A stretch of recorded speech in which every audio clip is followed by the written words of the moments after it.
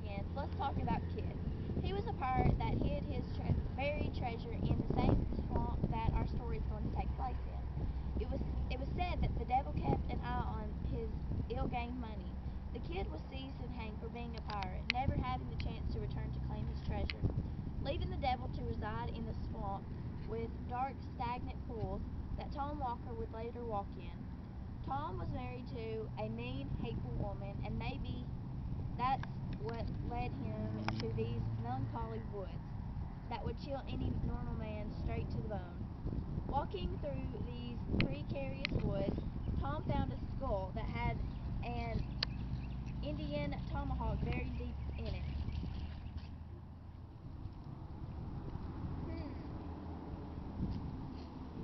Leave that skull alone! What are you doing on my ground? Your grounds. These are no more your grounds than they are my grounds. They belong to Deacon Deacon Peabody. Peabody is no deacon. He looks at other people's sins more than he does himself. Look around and see how he's buried. He is ready for burning. I'm likely to have a good stock of firewood for Who are winter. you to cut down Deacon Peabody's timber? This woodland belongs to me before any of your white-faced race put foot upon this soil. And who are you, if I may be so bold? I go by various names. You are commonly called Old Scratch. The same at your service. Long conversation between Tom and the devil. Because of Tom's long, hard life with his wife, he did not even fear the devil. This is where the devil tells Tom of the treasure buried by the Kidd under the oak tree on the ridge, all which is protected by his power and which he offered to place in Tom Walker's reach, for he was convinced to a kindness from him. And how do I know that you're telling me the truth? This is my signature.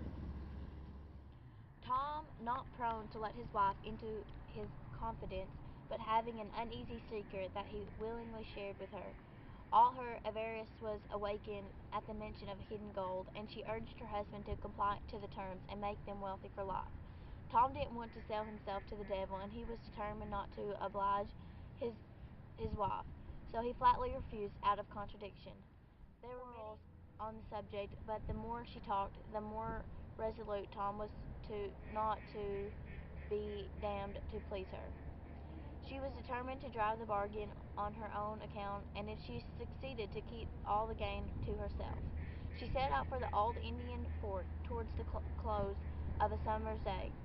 She was gone for many hours. When she returned, she spoke of the man whom she met at twilight, at the root of the tall tree, but that he would not come to her terms. The next evening she set out with an offering. Tom waited, but she didn't return. Tom found she had carried off the silver teapot and spoons and every portable of value. She was never heard from any more. Tom grew anxious over the fate of his wife and his property that he set out for the fort. Get hold of the property and we will manage to do without it. Tom scrambled up the tree to find a heart and liver tied in the pink North Face jacket that hung from the tree. Tom consoled himself for the loss of his property and fortitude for the loss of his wife.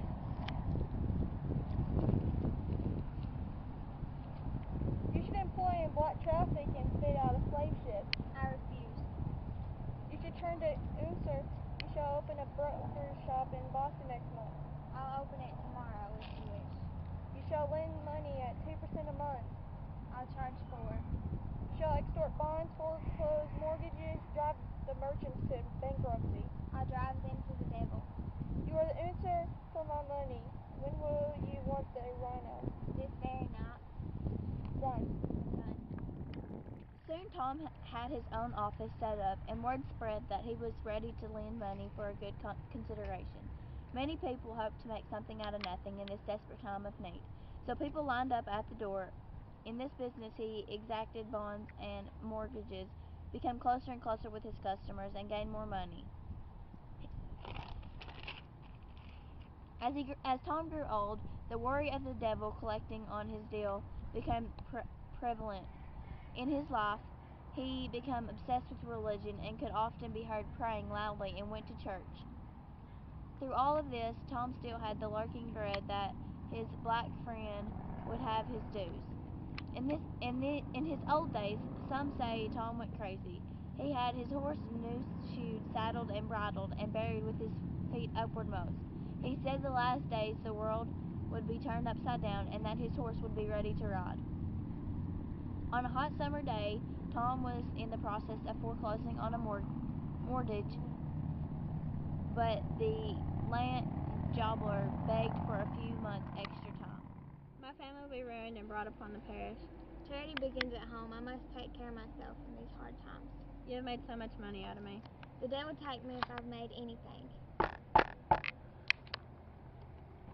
Tom, you've been come for.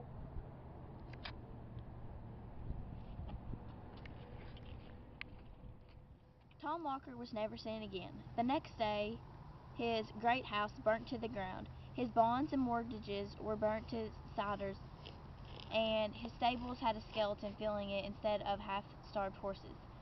There is a hole that can be seen today where Kid's money was once buried. The Indian fort and the old swamp are said to be haunted by the figure wearing a morning gown and a white cap on horseback. There is the story of the devil and Tom Walker.